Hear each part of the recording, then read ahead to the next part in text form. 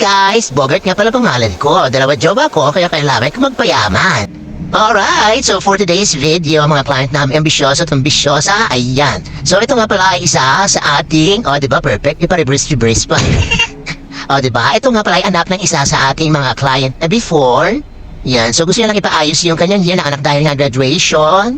And happy graduation pala sa ating mga students na graduate na at ka-graduate pala. Kaya tara na, ayusin natin ang year niya. Let's go! At pasensya na nga pala at hindi na namin nakuna ng video yung first application natin guys. Kasi ang dami talaga namin client ng time na yan, di ba? Nakikita niyo 3 upuan pa lang yan, meron pa yan sa likuran.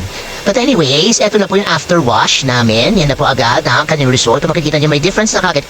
And this is the final look after natin ma-blower yung kanyang hair. Ayan, diba? Pasensya na kung hindi namin nakikita yung iba't ibang procedure, guys. Kasi sobrang dami namin client talaga. Almost ang makakuha namin video talaga is before and after na lang. But anyways, sinubukan ko pa rin. I tried hard na makuna yung mga possible na procedure na pwede nyong makita. But yan lang talaga yung kanayanan. Sobrang busy talaga ng time, man. But anyway, thank you so much for watching, guys. I hope you like our video. And don't forget to click and share our video. And thank you so much para sa mga clients namin dahil sa reels namin na napanood nila about sa revamping naging kliyente na namin sila at nagkaroon pa kami ng mga bagong referrals. Thank you so much and I hope na satisfied kayo sa aming mga gawa. See you soon, guys!